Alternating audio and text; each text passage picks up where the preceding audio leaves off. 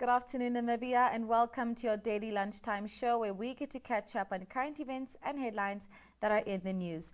I am your host, Priska Agnolo, and thank you so much for joining us on this Thursday edition of NMH at 1.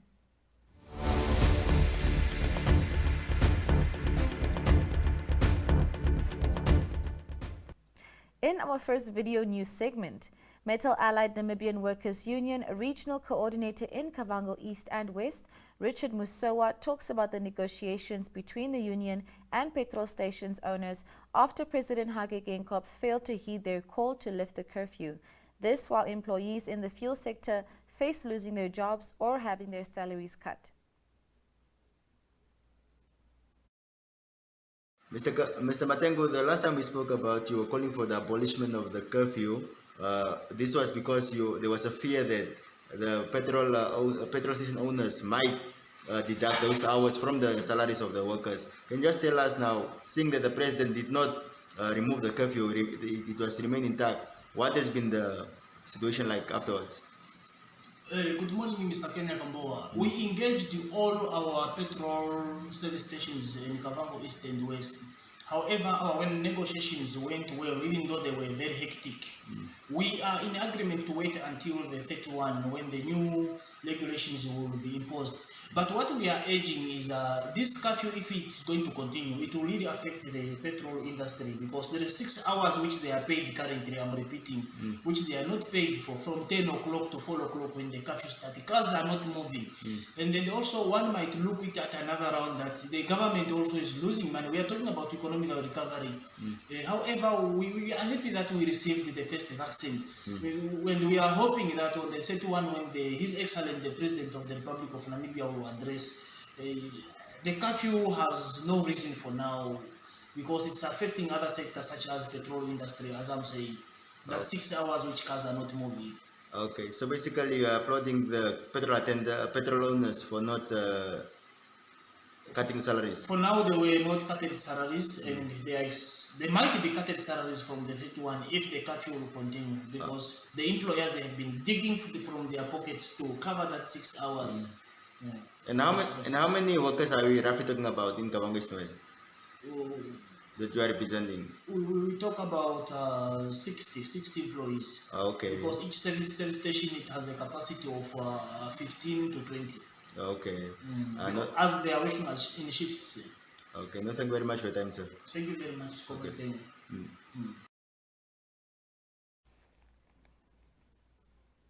Youth Ambassador of the Benguela Current Convention, Priscilla Ngangulwa, talks about a cleanup campaign along beaches in Walvis Bay and Swakopmund.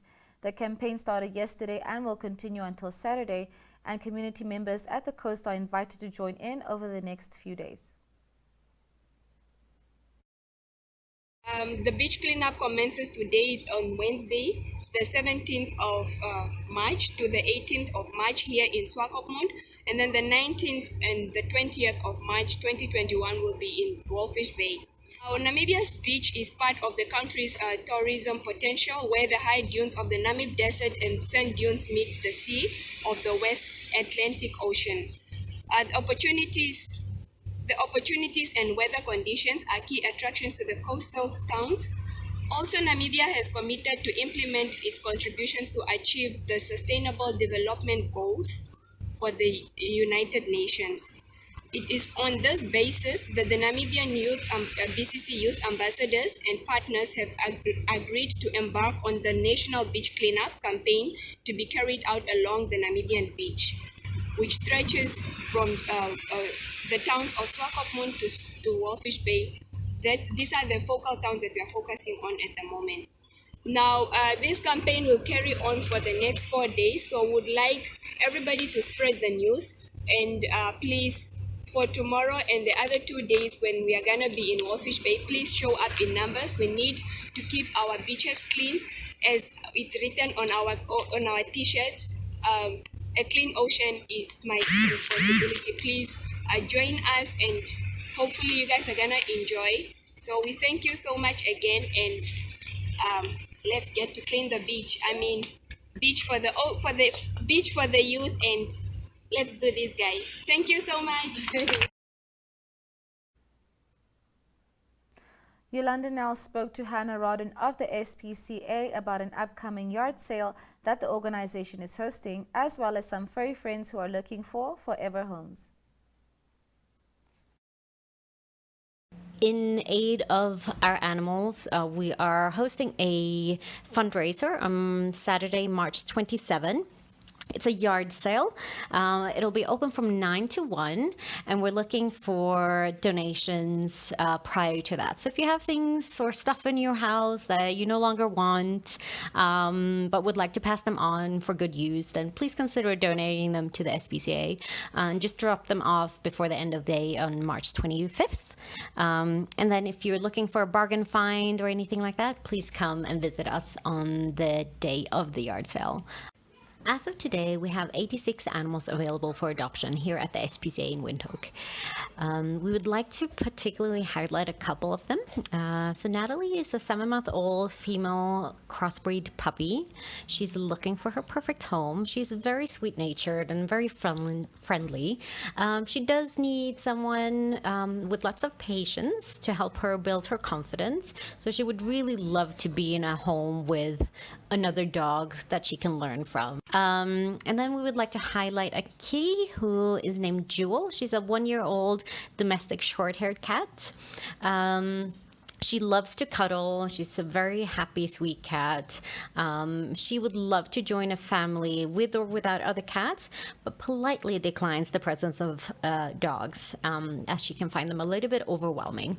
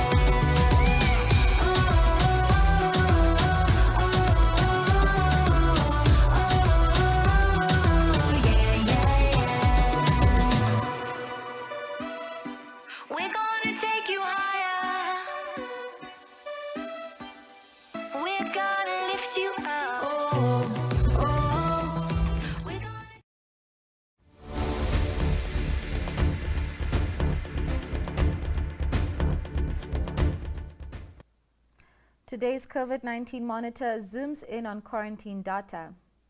By Tuesday, 1,747 people were housed in official quarantine facilities. Over the last 7 days, 1,473 individuals entered quarantine, while 1,351 were discharged. As our map shows, facilities in the Ohangwena and Oshana regions were empty at latest count, and Oshikoto still has the largest group of quarantinees with 729. In this region, 730 persons were discharged over the past 7 days and 687 entered quarantine. The 2 quarantinees in Omusati, as well as 15 individuals in Oshodonjupa, have already spent 8 days in quarantine. In Windhoek, this stay stood at 12 days and in Zambezi at 6. Over 43 days, only 18 individuals were discharged from quarantine in Karas, where 260 new entries were recorded. 365 people were still quarantined in the far south. Tomorrow we look at the latest 7-day averages for Namibia and the most affected districts in the country. And do remember to stay safe.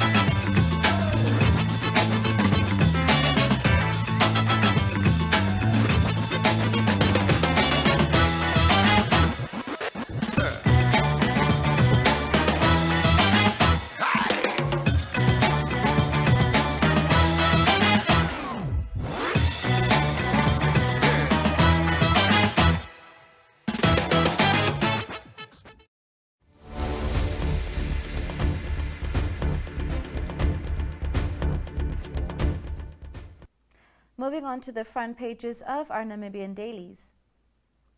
Namibian Sun reports that Namibia's public debt is expected to rise to 140 billion Namibian dollars, or 76.25% of the gross domestic product, Finance Minister Ipumbu Shimi said yesterday during the tabling of the budget in the National Assembly. A silver lining, however, is that sanitary products will now be VAT zero rated. Republican reports that the local business community fears that the secretive regime being mooted in the National Equitable Economic Empowerment Bill with regards to appointing commissioners could be problematic. There is a general consensus that the discretionary powers given to commissioners would allow them to abuse their power. Allgemeine Zeitung reports that cleanup work began early yesterday morning after a freight train derailed in Swakopmund earlier this week. The process is expected to take at least 4 days, and Mandume and Demufayo Street has been temporarily closed as a result. The cause of the crash, which claimed one life and injured another person, is still unknown, but surveillance has shown that the train was driving 80 kilometers per hour instead of 20 kilometers per hour as per regulations. The Namibian reports that despite his willingness to be among the first to get vaccinated for COVID-19, President Hage Geingob is 20 years too old to receive the shot. Namibia received 100,000 doses of the Sinopharm vaccine from China on Tuesday. The medication is meant for people between the ages of 18 and 59. New Era reports that siblings Azan Madisia and Stephen Jr. Mulundu, who are accused of the brutal murder of Shannon Wasserfall last year in Walvis Bay, have indicated through their lawyer that they will be applying for bail. They face murder and defeating or obstructing the course of justice charges after the remains of Wasserfall, who had almost been missing for 6 months, were discovered in a shallow grave just outside of the harbour town.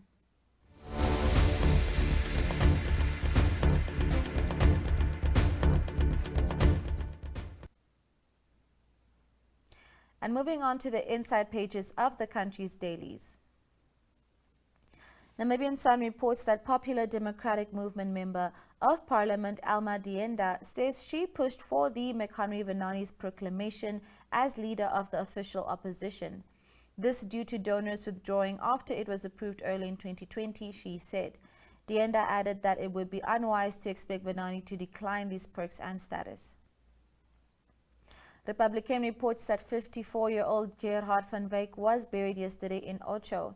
He was reportedly fatally wounded on the 27th of February during an argument with his employer Harvey Bolter. Van Wyk died on the way to the hospital. Bolter, who was also wounded during the altercation, was admitted to a Windhoek private hospital after appearing in the Ocho Magistrate Court on a charge of murder. The Allgemeine Zeitung reports that the Recycle Namibia Forum will host a municipal recycling project in honor of Global Recycling Day, which is celebrated today. Taking place in the Samora Machel informal settlement, the initiative is aimed at providing communities where no recycling takes place with recycling containers. The Namibian reports that government interventions to mitigate damage caused by heavy rains and drought will cost a whopping 160 million Namibian dollars over 6 months. In Kavango West, over 2,500 people have been affected by flooding that has left many without shelter and destroyed crops. New Era reports that Health Minister Dr. Kalumbi Shangula says the COVID-19 vaccination is a voluntary exercise and no one will be forced to get vaccinated. Despite this fact, Namibia aims to vaccinate between 60% and 80% of the population to achieve the required level of herd immunity. Ain't nothing but a party going on in here.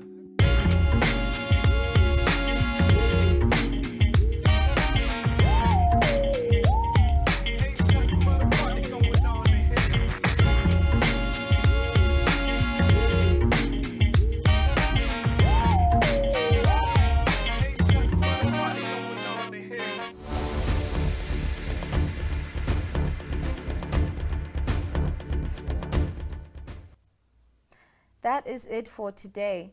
Do remember to do your part and to recycle. Please do enjoy the rest of your day and stay masked up to protect yourself and others. And do stay tuned for the weather as well.